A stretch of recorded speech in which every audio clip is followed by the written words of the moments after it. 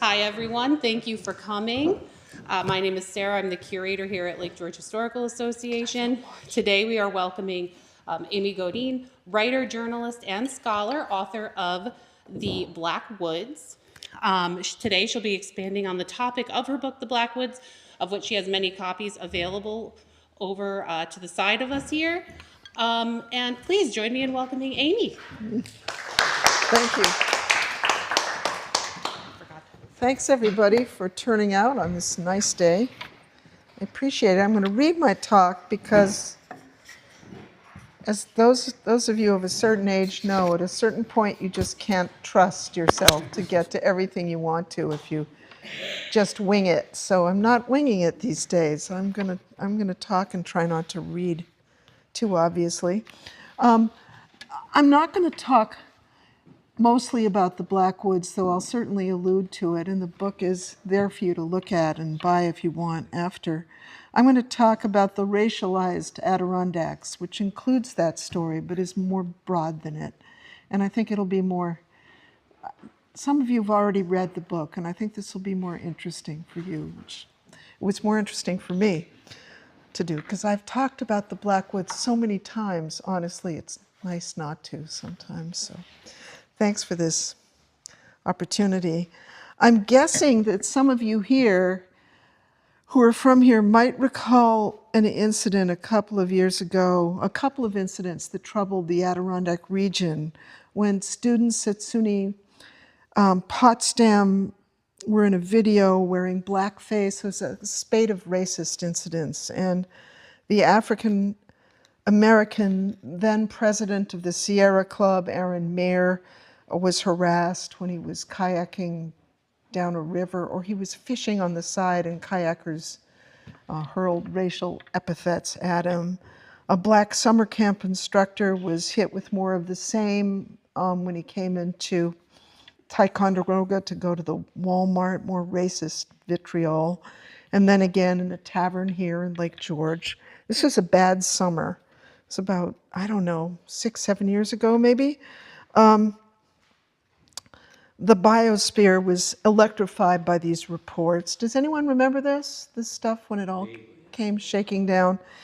And with the distressed responses of Adirondackers who recognized the need to out these incidents and condemn them and do what needed to happen to ensure this region is a safe, welcoming, and inclusive place for one and all. The problem, it's often noted, is that Black visitors don't feel very comfortable up in this region. It's so white inside the blue line. People of color report feeling like curiosities when they come here. It's not that the attention is hostile. It's the fact that attention gets paid in the first place, that they are seen and judged, however cordially, as anomalies, outsiders. The good news is that many environmentalists and activists have taken on the challenge of Adirondack racism. I wish I brought my glasses because I'm blurring a little bit. Jack, if you see my bag, oh, really? Bless you. Thank you. I don't know if it worked. Let me know. I will. Oh, this is great. Wow. We'll see how this works. We'll see. So far, so good. Okay. Yeah. The good news is that it's so much better. Thank you. Is that many Adirondack environmentalists and activists have taken on the challenge of Adirondack racism and are advocating for more culturally sensitive hospitality and working hard to market the Adirondacks to a racially diverse clientele. And I think this is swell. We all do. I'm all for a more inclusive Adirondack Park, and I can even buy the math that drives this passionate good work. In a generation or so, as the environmentalist Pete Nelson observed some years ago in the Adirondack Almanac, the majority of New Yorkers will be non-white, and New York's electorate will be dominated by non-white voters. Historically, this voting bloc has not had much acquaintance with the Adirondack Park. It doesn't know its history or its mission, and doesn't see how it's different from any other big national park, doesn't recognize its assets. and this will be a problem. If the preponderance of New York voters know little of the park and feel no investment in it, it will feel little responsibility to its survival, and legislation won't tip in the park's favor. The influence of the pro-park lobby will be diminished, funding stripped, pro-park initiatives dismantled. So how to preempt and diffuse this challenge? Diversity advocates have called for ramping up marketing and organizing initiatives to get more people of color inside the Blue Line, more teens on camping trips, more tourists to the towns, more client-friendly merchandising, black hair and beauty products at the CVS, for instance, or group package deals at hotels for bus tours, or Black heritage tourism might help to assure Black visitors they have a place here. And urging, incentivizing Black Americans to move here, claim this country as their own. This too would be good for visitors of color and for the park's political and environmental prospects. But here's the trouble with these fixes. Yes, of course, a more racially and ethnically diverse Adirondacks is a noble goal, but this is not a numbers game. It never has been. It goes deeper. The fact is, the Adirondacks has been a racialized terrain long before the forest preserve and the park itself were organized. It was racialized from the first days of the European settlement. And unpacking this heavy legacy is a bigger job than getting Jerry Curl into the Lake George Rite Aid or organizing camping trips for kids of color. It means revisiting not only how we think about the park, but thinking about what it stood for at its founding and how the process of racialization informed its promotion and its brand. And it means asking a tough question. Can a racialized landscape 200 or 300 years in the making be amended when it's so entrenched? Let's consider briefly the role of race in Adirondack history. Next to the great parks out west, this parkland had it very easy. No forced removals were imposed to dislodge Native peoples here as they were driven from ancestral homes in Yosemite, Yellowstone, and Glacier between the 1870s and the 1930s. Native people in this region, who had been coming here for many thousands of years, foraging and fishing, trapping and hunting, littering the land with the arrowheads that stock our town museums, and lacing the deep woods with trails, didn't settle here year-round. And because their sojourns were merely seasonal, their claim on historical attention has been weak. But right there is evidence of an Anglo-centric bias that privileges one group over another. The emphasis on settlement as a measure of investiture, legitimacy, and the dismissal of a culture that did not share this same relationship to land was not an assault on the order of the physical removal of Indians out west, but it was a scrubbing all the same, purging the record that cleared the way to claim the region as the right and due domain of year-round landowners, white people. Of course, not all whites were equal, and some whites for a long while were not considered white at all.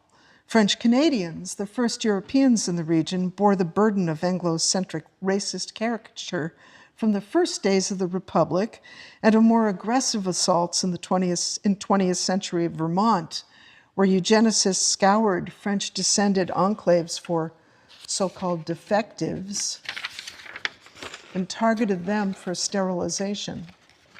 The seeming failure of Franco-Americans to properly assimilate was seen as evidence of their slowness, but really it was a function of their proximity to Quebec, their homeland of 3 centuries.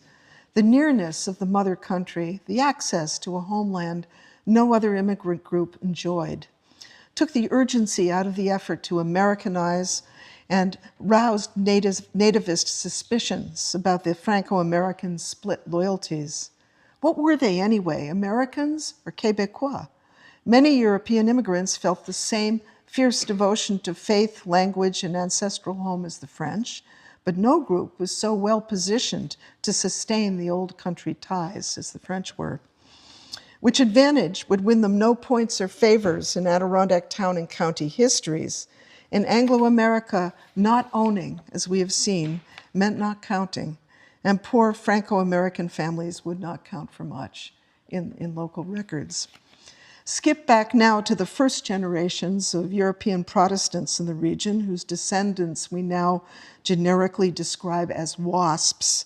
But this one-size-all acronym would once have violently offended the Congregationalist homesteader in Tupper Lake, the Quaker merchant in Peru, or the Dutch Reformed farmer in Vales Mills, who each held each other in suspicion and contempt and acknowledged a cultural chasm between their sects that verged on the racial. What had the Scots Highlander, still speaking Gaelic when he got here in the early 1700s, in common with the despised English-descended New England-nurtured Yankee? Even into the 18th century, the Adirondack Scotsman and the Yankee essentialized each other's differences. The Yankee,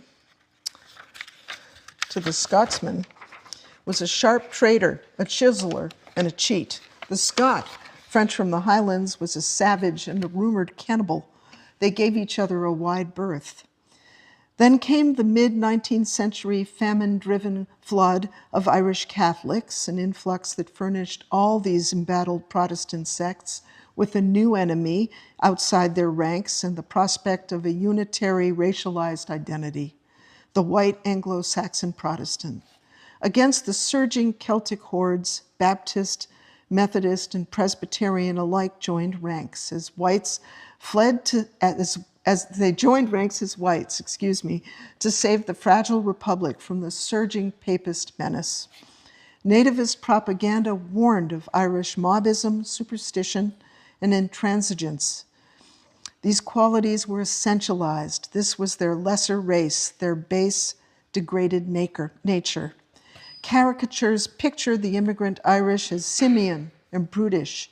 Jews, too, comprised a race unto themselves with familiar characteristics, cringing, mercenary, sly, and clannish. Slavs were slow and lumpen, ineducable, thuggish. Italians, childlike, temperamental, primitive, prone to fits of violence. These qualities were not environmentally or circumstantially determined. They expressed a racial destiny. And they were qualities, it was increasingly asserted, that would dominate and degrade the superior Anglo-Saxon germplasm if they were not held in check. The fact that most of these now all whited up groups assimilated within 2 or 3 generations of their arrival has blurred our understanding of the rampant racism behind the bigotry.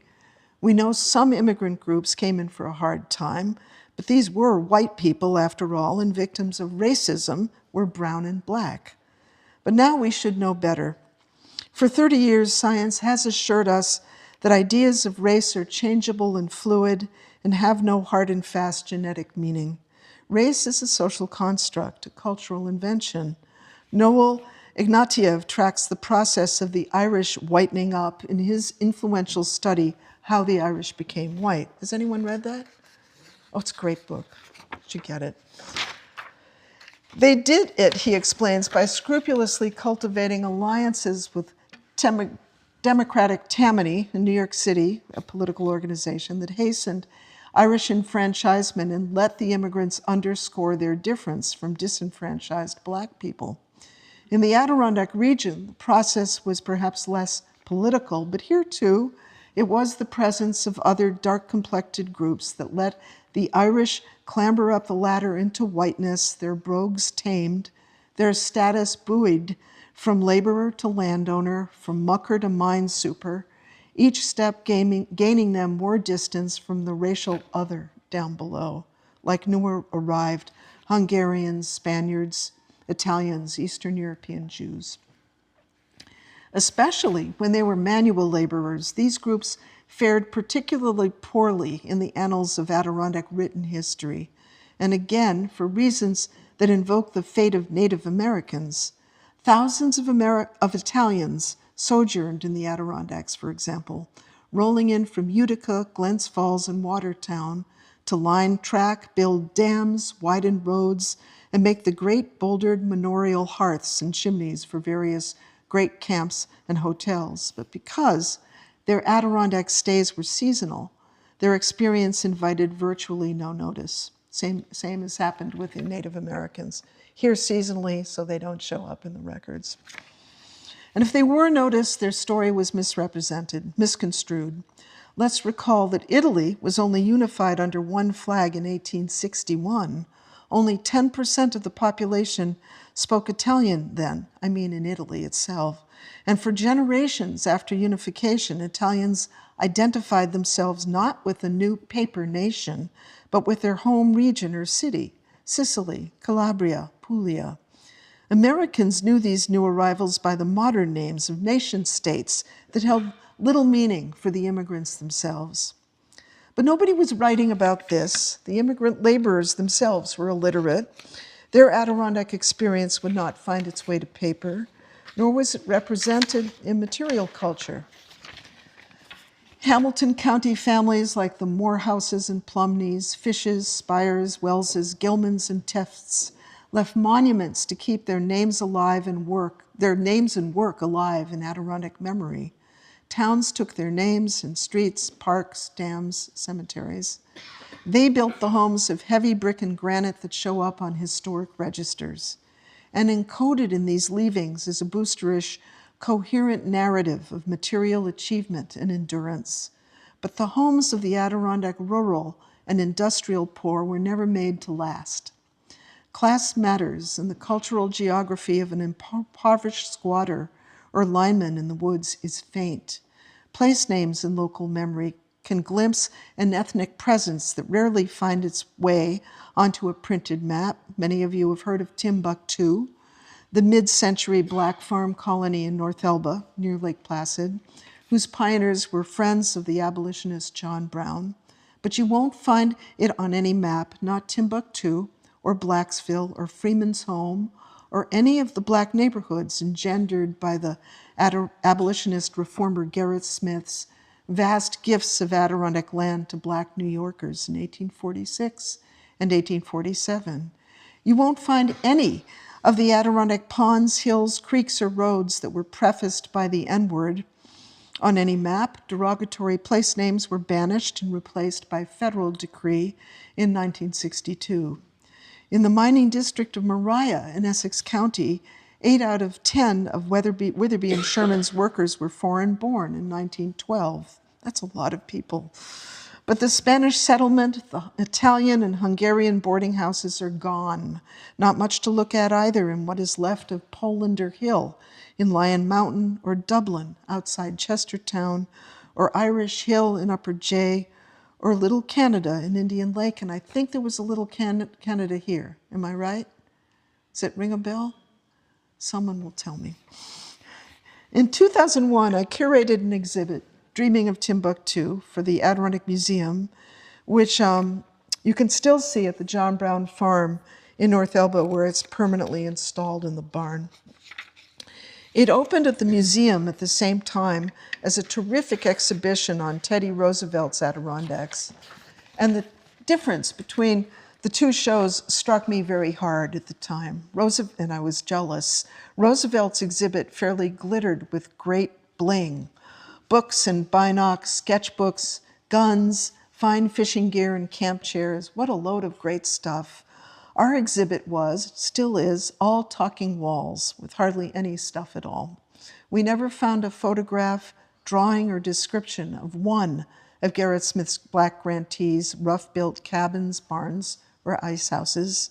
We thought we had a photograph of some grantees' descendants in a field in North Elba, but a spoil sport at the Adirondack Museum determined it was taken in South Carolina, so we had to give up our one picture. Our one picture no longer worked. Not one image survives of a black grantee farming on his land, a farm wife on her porch, their children in a yard. Everything had tumbled back into the woods. So it goes with the material culture of rural poverty. Wood rots, joists collapse, fences buckle, a poor man's headstone, a carved board, splinters and decays. The only stuff we had in the Timbuktu exhibit belonged to white people of means. John Brown's surveying chain, Gerrit Smith's custom-made writing chair. The Roosevelt exhibit abounded with fine goods of quality because the family had the bucks to buy them. This was not an option for the black farmers, French lumberjacks, or Irish river drivers. Posterity was not their object. Good health, a little cash, a good night's sleep would need to be enough. And even when the houses in immigrant communities survive, the way they look, their material profile, reveal little of their ethnic roots. The Chinese jail in Port Henry held over 700 boys and men, mostly Chinese, over a decade in the 1900s. They were on their way from Canada to New York City. The local sheriff routinely rounded up the Celestials, as they were called, and held them in a special Chinese detention center, one of 3 such segregated jails for Chinese illegals in the North Country. The others were in Plattsburgh and Malone. It is sort of an amazing story and an integral one in Adirondack history, the story of illegal aliens slipping south from Canada and the smugglers who oversaw their passage. But there was no way to read the story on the land. The Chinese jail itself was an undistinguished clapboard tenement house, nothing Cantonese about it. No clue lurking in the houses along Port Henry's Elizabeth Street that says this was a vibrant enclave of black miners and Italians. Migrant and immigrant laborers inherited their modest housing from earlier generations of Yankee builders. They did not reinvent their tenements or farmhouses in the image of the shtetl or the Italian hill town. So nothing Spanish looking about the 3 stores in Witherby that carried La Prensa and Marzapone and chorizo, and nothing Celtic about the Ryans' white clapboard farmhouse. Maybe an industrial archaeologist could read Italian features into the bake oven near an old line of railroad track, but for most of us, it's a heap of rubble. In the forest, the sunken square of an old cellar hole assures us someone lived here, but it can't tell us in what tongue the occupant said his prayers. I'm not saying the landscape is wholly stripped of clues that can help us call the immigrant experience to bright, distinctive life. Adirondack churches will show a French-Canadian roofline or an English imprint in the facades of Federal and Greek Revival-style churches in Ironville, Putnam, Northville, and Crown Point, and probably this town too.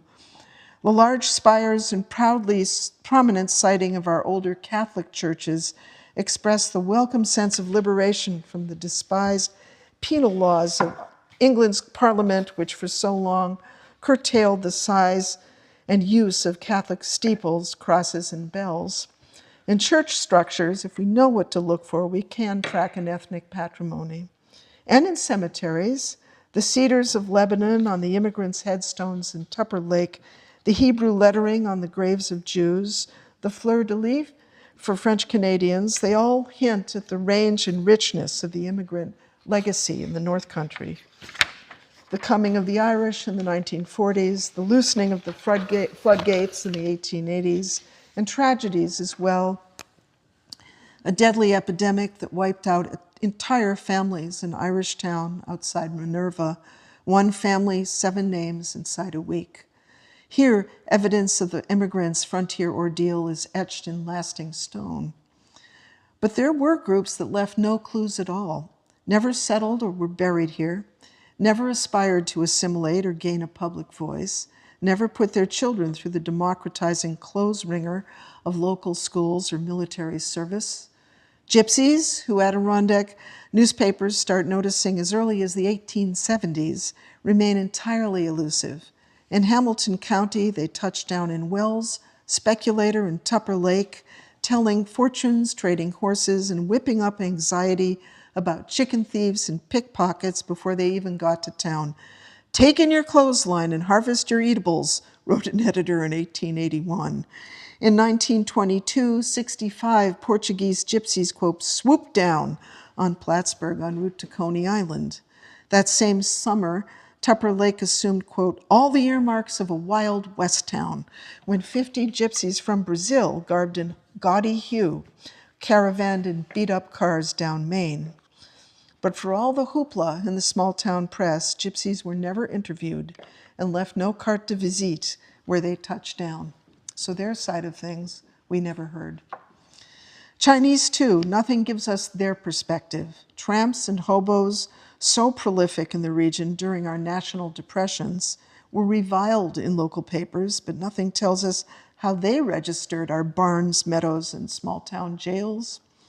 Hired hands, every farmhouse had them, remain invisible, unremarked. Xenophobia, the intense, unreasonable fear of foreigners or strangers, was a proud, enduring Adirondack tradition and easily indulged when the stranger had no voice. A big chunk of the story, the experience of Adirondack sojourners from their perspective, was consigned to the dark side of the moon. How did this come to pass? I've offered a few reasons. How rapidly some groups were able to assimilate and whiten up. The reluctance or simple inability of immigrants to commit their experience to paper. A vestigial material culture too drab and undistinguished to invite preservation or inquiry. But there's another reason for this missing understory I'd like now to explore. I don't believe it simply fell away. I think it had a lot of help. I think it was unwelcome.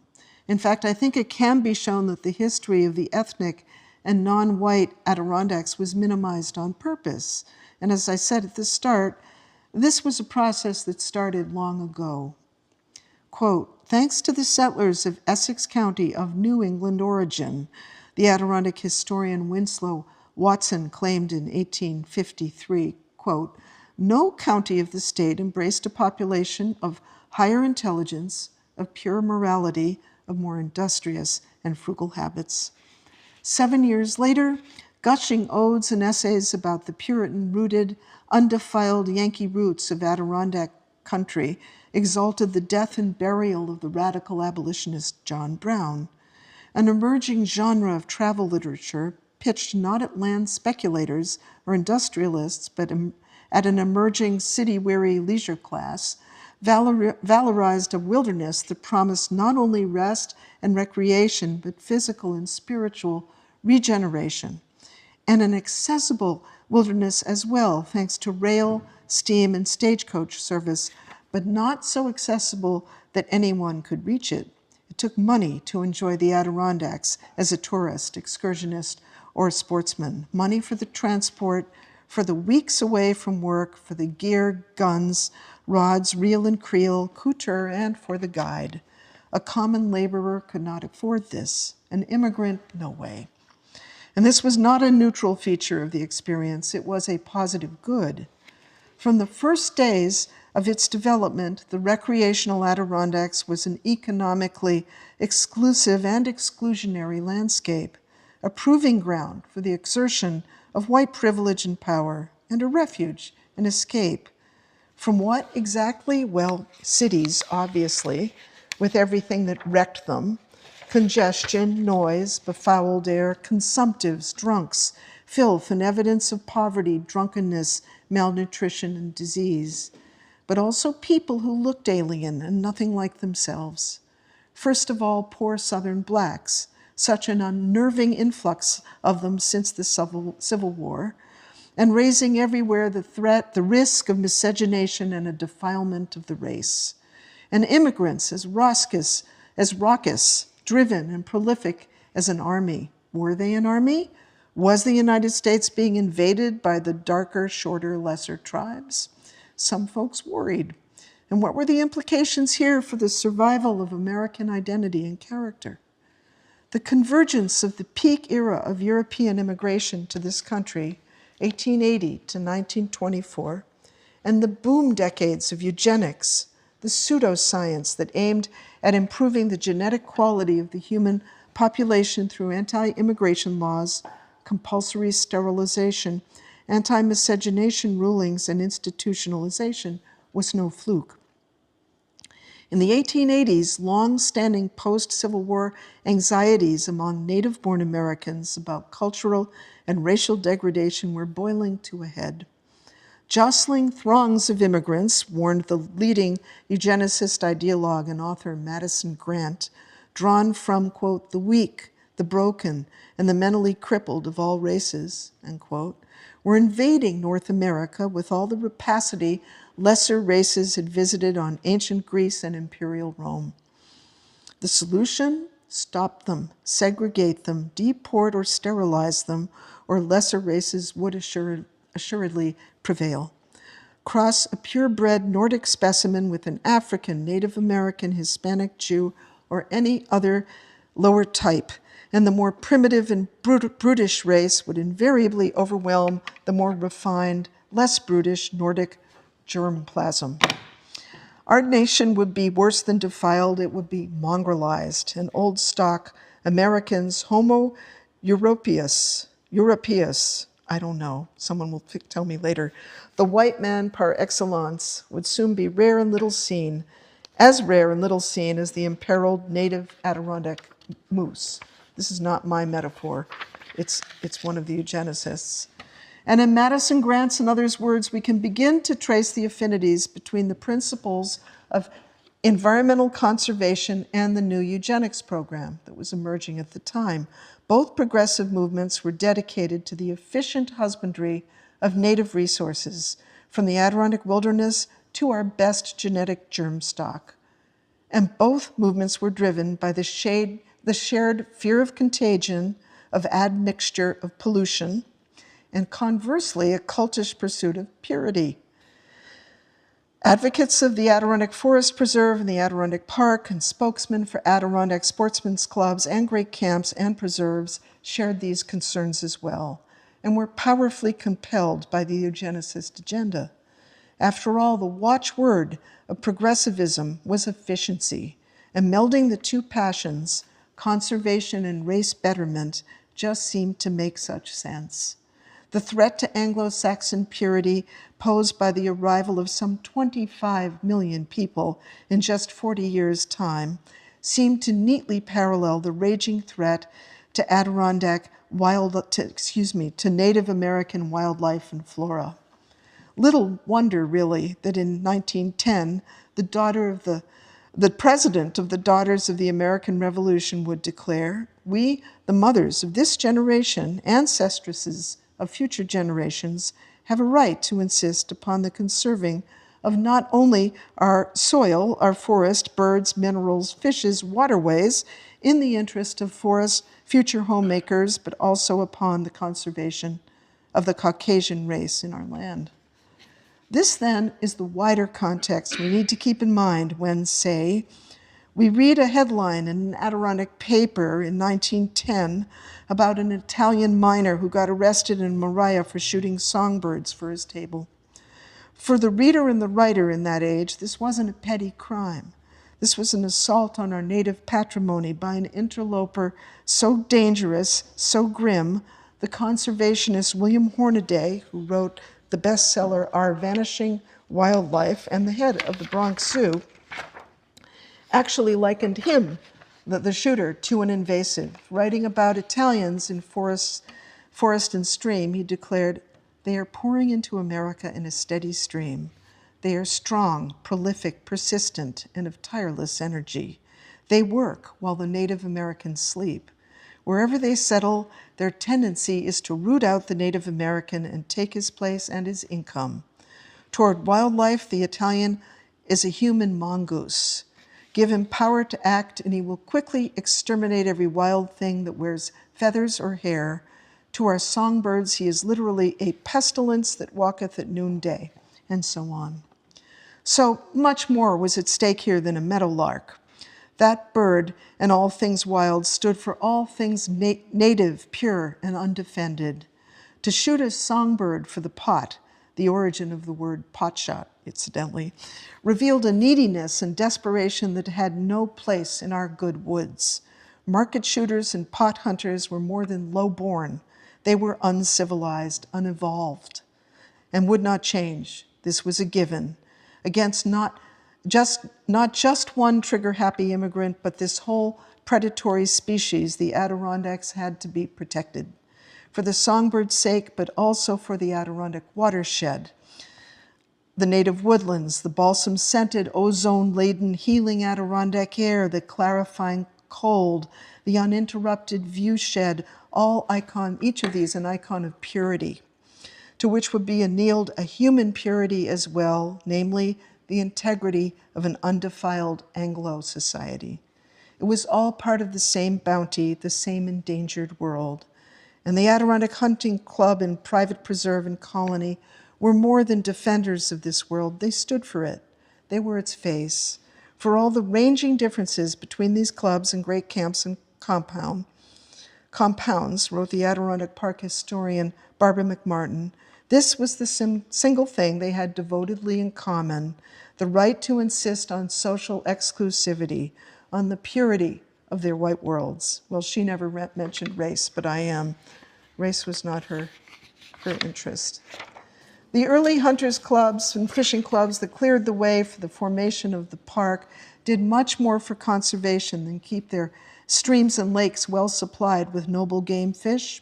Brook trout were known as the aristocrat of their race. They matched those brookies with their human equivalents, stocked their memberships with well-to-do white Protestants bound firmly by a web of social, family, school, church, boardroom, and city club allegiances. An elite that in the immigrant metropolis felt itself imperiled was, inside the blue line, dominant and strong. Nobody was here that didn't make the cut. There was a way to fish and a way to hunt, and while money mattered, because your gear and guide and sportsy couture and weeks away from home were costly, only class and breeding could ensure you knew the difference between the pot hunter, the man who hunted for his table, and the gentleman who fished and tracked and hunted sheerly for sport. It was the difference between the predator, the lowbred, the degraded, and the man of chivalry and conscience, the steward, the protector, whose culture represented the traditions of the English aristocracy. This association was as unassailable as race. You would be square dealing and respectful with your guide, but he could never be your intimate or equal. And this too was part of the delicious purity of your Adirondack experience, knowing that up here, for at least a few fine weeks, the hierarchies that distinguish the gentleman from the commoner, the true white man from the rest, would be honored. In 1893, 1/4 of the new Adirondack Park, a total of 940,000 acres, was leased or owned by 50 private sportsmen's clubs. Within 30 years, these middle-class white-topias were joined by all the other exclusionary social enclaves that would give the park a more notably patrician tone.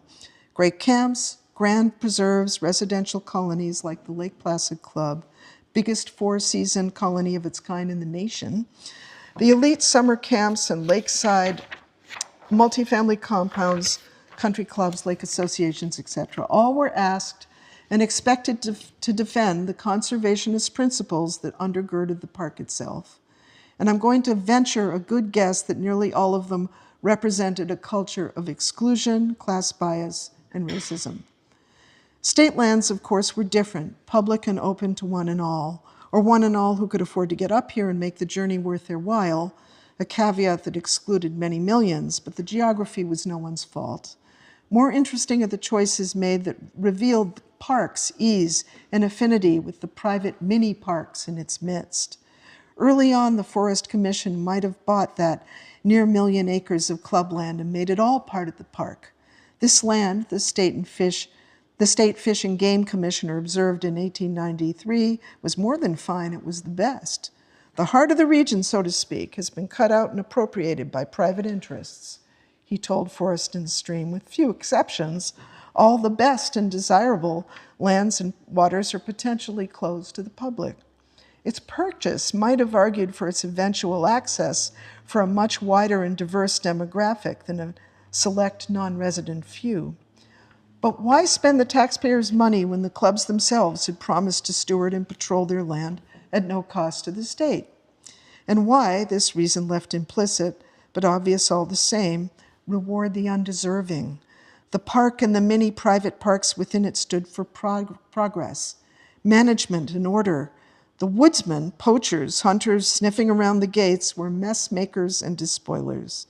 It was the chopper and the railroad hog's abandoned campfire in the woods that fired up the inferno, the trapper's greed and nets that put native wildlife at risk.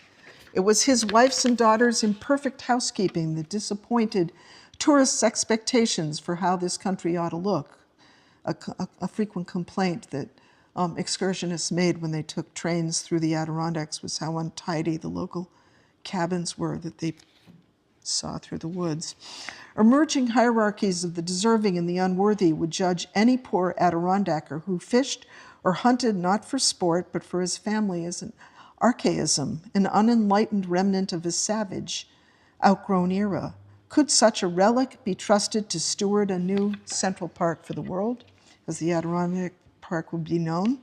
As early as the 1870s, squatters who once owned a proud name in local history as bold frontiersmen had begun to figure as lawless, careless, undeserving misfits, or to borrow Harriet Beecher Stowe's enduring name for impoverished Southern whites, white trash. Not just state policies, but the court of mainstream public opinion, local historians, town reporters, magazine writers, marginalized this Adirondack underclass with ethnic stereotypes and comic anecdotes that underscored who fit here and who didn't. How many scores of Adirondack newspaper columns have I read that extolled the antics of a loyal dog or kitten named N-word? How many blackface shows in Adirondack opera halls reinforced white supremacist cliches? Pondering the othering of Adirondack blacks in historian Alfred Donaldson's merry take on Timbuktu, in 1922, he wrote, "The attempt to combine an escaped slave with a so-called Adirondack farm was about as promising of agricultural results as would be the placing of an Italian lizard on a Norwegian iceberg." Where these non-elites aren't simply absent from the shelves of Adirondackana, and by this I mean the heavy canon of Adirondack antiquarian history books, biographies, travelogues, memoirs of the great camps, old pioneer days, the first years of the preserve and park. Their bit parts, the parts of the non-elites, are contrived to underscore their differences, their manifest unsuitability for Adirondack life. The pig-tailed celestials in the segregated jails in Malone, Plattsburgh, or Port Henry. The jolly French-Canadian logger on his payday bender. The now you see it, now you don't, gypsy camp at the edge of town. The knife-fight-ready Italian mucker. In 1931, New York State historian Alexander Flick declared with confident authority that, quote, "In few other portions of the United States has there been less infusion of foreign blood." A strange assertion when by this decade, the Adirondack region had absorbed immigrant laborers by the thousands. In Redford, Keeseville, Whitehall, and Saranac Lake, French Canadians were numerous enough to sustain French Catholic churches and French schools. Numbers of Irish Catholics in the region were great enough to provoke the Ku Klux Klan to torch its crosses on a dozen Adirondack hills during the campaigns of the downstate Irish Democratic Pole Al Smith. In 1915, almost 30 Spaniards, mostly temporarily laid-off miners, labored on the road from West Hague to Horicon, along with 12 Portuguese and 43 Italians. That same year, a third of the immigrants working on the state road from Hague to Chester were Spanish. By 1920, 120 Spaniards were in the mines, a hiring surge triggered by the industrial needs of the First World War. By 1930, Eastern European and Lebanese Syrian peddlers had expanded their first dusty storefronts into the department stores that anchored main streets in Port Henry, Chestertown, North Creek, Lake Placid, Ticonderoga, and I'm thinking maybe Lake Placid too. I'm not sure if I'm remembering that right. French Canadians continued to stream south for the logging season. When it came, Russian refugees had discovered the logging camps as well, and black Southerners were now waiting tables and staffing kitchens in lakeside resorts in Lake Placid and Loon Lake. And all this hot activity long before Flick declared the Adirondacks a bastion of Yankee purity. But what matters about Flick's remark is not that it's distorted, it's what it reveals about the Adirondack brand. His exalted vision of an exceptionalist terrain hinged on the reassurance of the absence of diversity, and the lesser narratives of French Canadians and Indians, Italian laborers, and white trash were filtered out like some gross contaminant. This is the bleak side of the Adirondack narrative, its roots in a culture invested quite as much as keeping certain kinds of people out of the viewfinder as waving others in. The implication of a linkage between the pristine germplasm of white Anglo-Saxon rootstock, these phrases are gone to us now, but they were stock and trade back in the 20s, and the vaunted purity of Adirondack nature was part of what made the pitch for the preserve and park so winning to its advocates and promoters. It naturalized their elitism. It emboldened their rationale for cordoning off a near 1 million acres of prime wilderness land. And the proliferation of no trespassing signs was just the beginning of the exclusionary trend.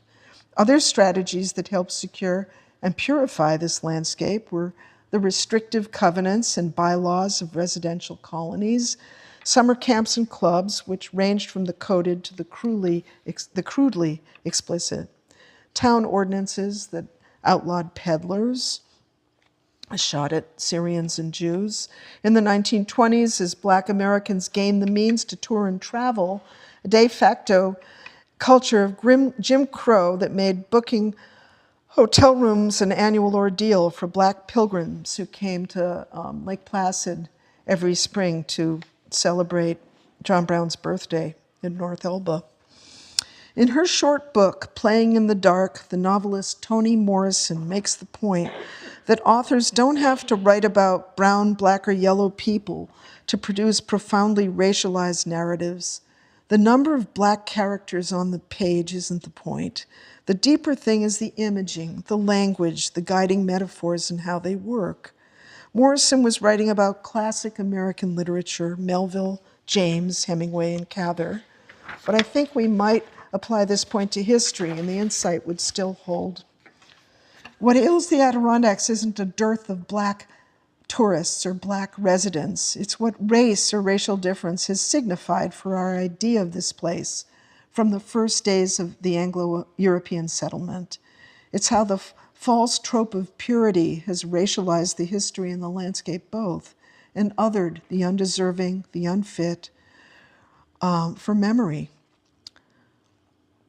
I don't have any bright ideas on how to remedy or change this. I just want to observe that race is bigger than a head count in our region. Othering is a habit that impairs our vision still. We still don't think of sojourners in our region as deserving members of the Adirondack community. Apple pickers from Florida and Jamaica, who've been coming to the Champlain Valley now for generations, foreign seasonal workers from Peru, at our hotel desks and ski lifts and amusement parks, inmates in our several prisons, many of them men of color from downstate, immigrant arrivals like the Punjabi Sikhs who manage service stations along the Northway, or Chinese families in the storefront restaurants from Lake Placid to Northville to Thai. Every time we look at one of these and think casually, man, how weird to see one of you here. How out of place you seem. We racialize the Adirondacks and buy into an obsolete, exclusionary brand with roots in 19th century white supremacism. And we racialize it too when we talk about selling the park to a more diverse population without considering the need for kinds of changes that offer more than Black hair products or summer outings for kids. What could these changes mean? I'm no strategist or planner, but I do think wistfully today of visionaries like Robert Marshall, an Adirondacker, founder of the Wilderness Society, and a socialist who dreamed of stepping up diversity through better, cheaper public access, like subsidized excursion trains or affordable housing, backwoods hostels in the European style for students and low-income hikers and campers. Not saying any of these are solutions, but at least Marshall was thinking big or outside the box. Maybe now is the time for big thinking revisionist ideas like these. Maybe the time has come for those. In any case, my time has come, and likely yours as well. So I hope this got you dreaming and scheming a little, and I hope you have some questions for me, because that would be nice. Thanks.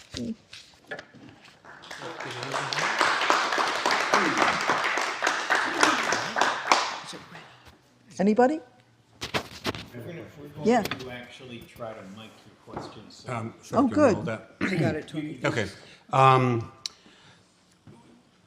One way to help might be to establish the historical foundations of a more diverse Adirondack. So I've been thinking about all of the letters home that most families have in their attics or trunks, and some of them probably afford great insights into what it was like to be poor in the Adirondacks, to be going from one place to another, to work on a highway or wherever work was available.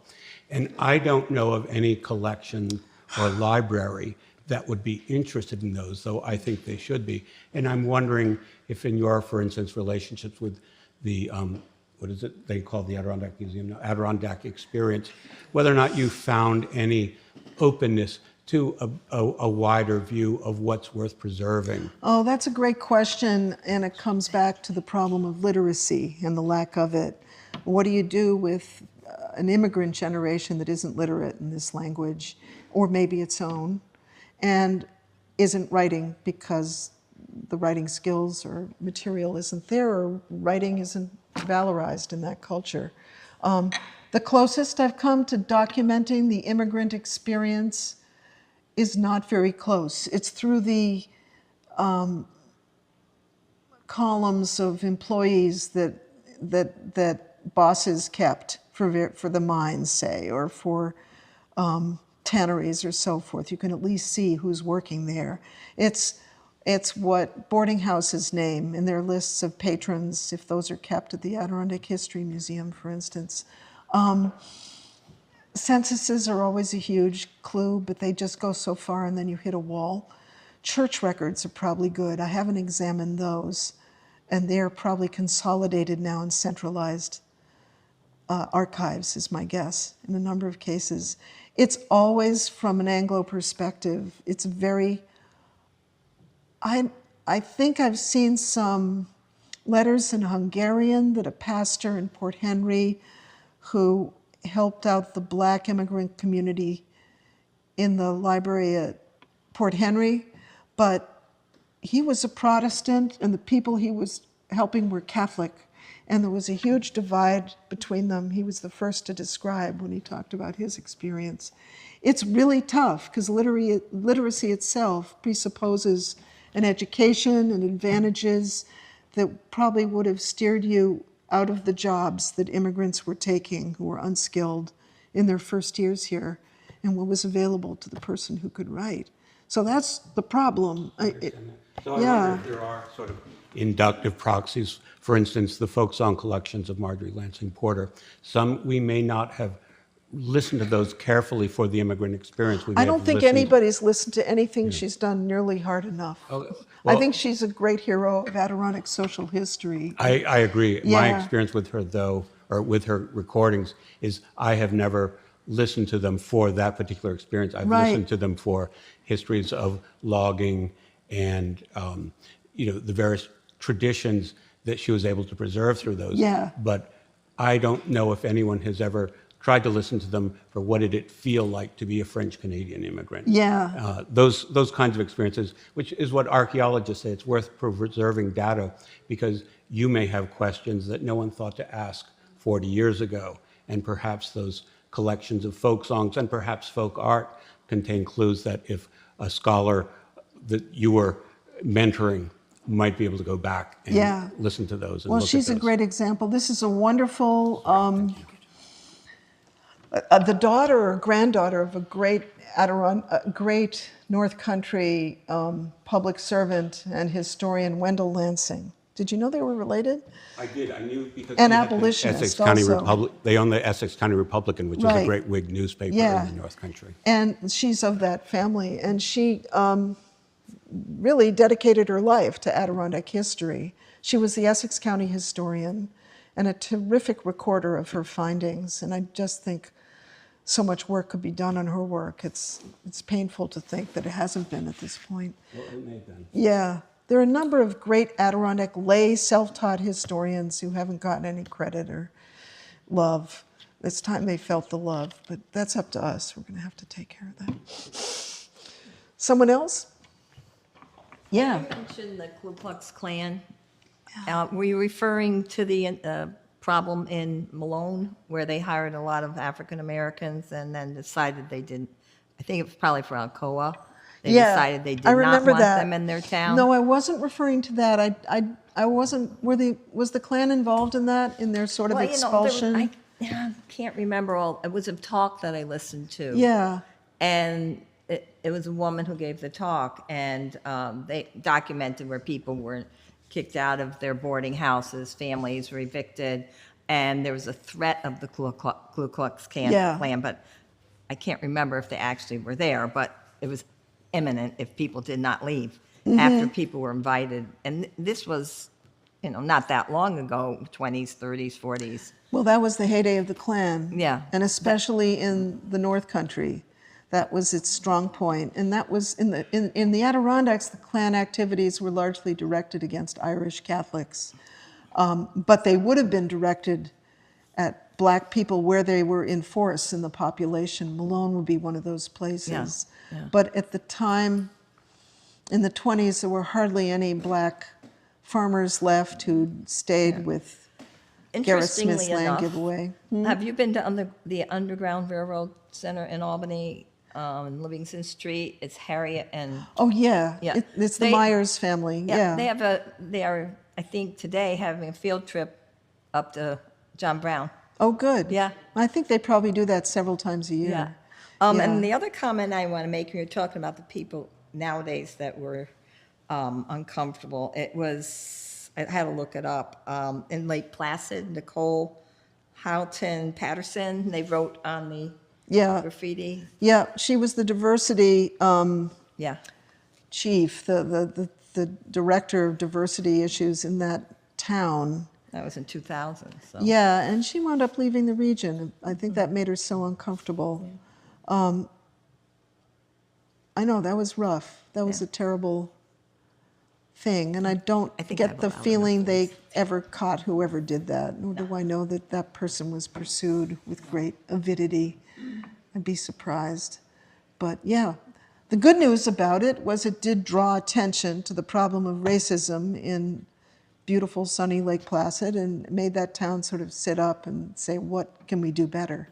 And I think that's the hopeful outcome of something like that.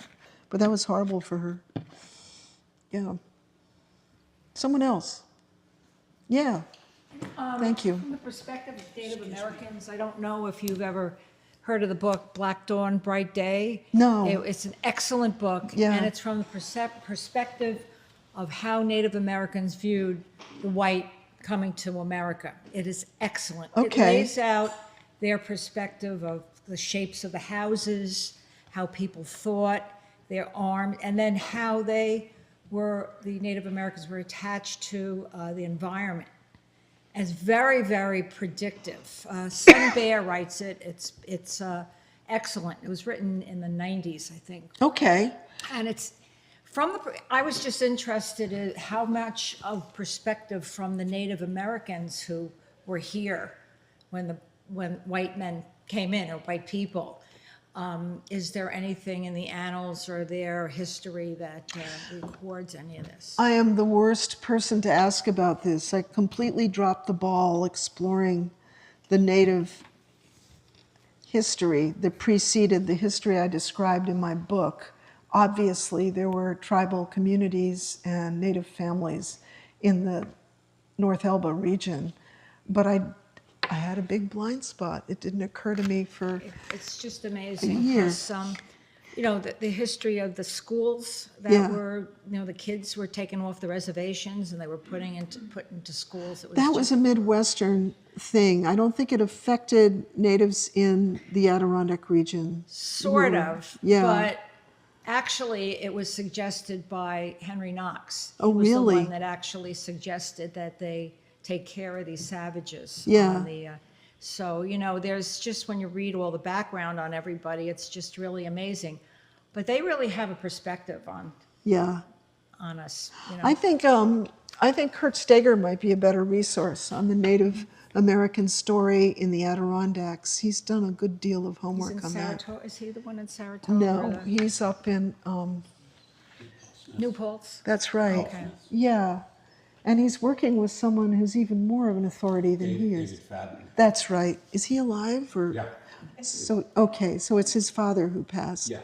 And Dave Fadden is the guy really to talk to if you want to pursue this. He's a real authority on Adirondack Native history. And the University of Toronto scholar who did Rural Indigenous.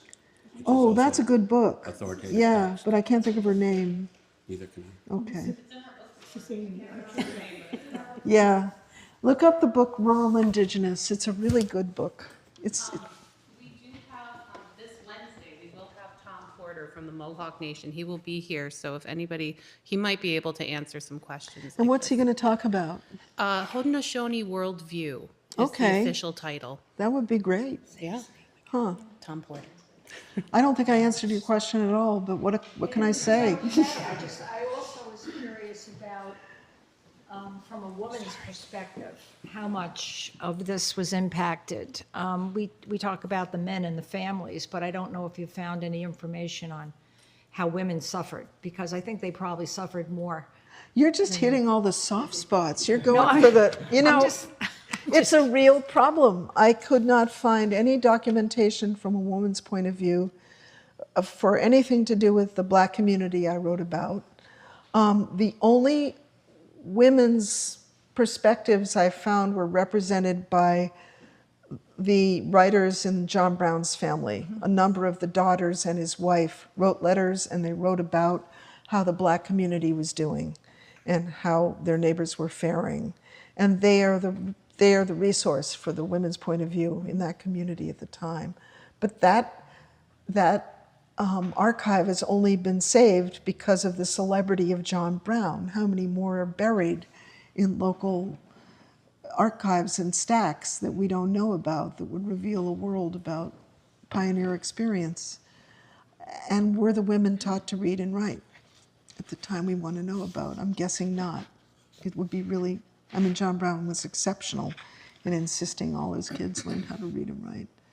So that's a problem. Literacy is really it's a big black curtain that drops down between us and the history. And It's a huge problem right now in the United States is people being able to read. yeah. So Huge imagine in our it in the schools. mid-1800s, late Yeah. 1800s, how tough, and for immigrants in the turn of the century. Well, I think I've kept you long enough. Unless there's a last one lingering? Okay. Well, thank you. Yeah. Thank you very much.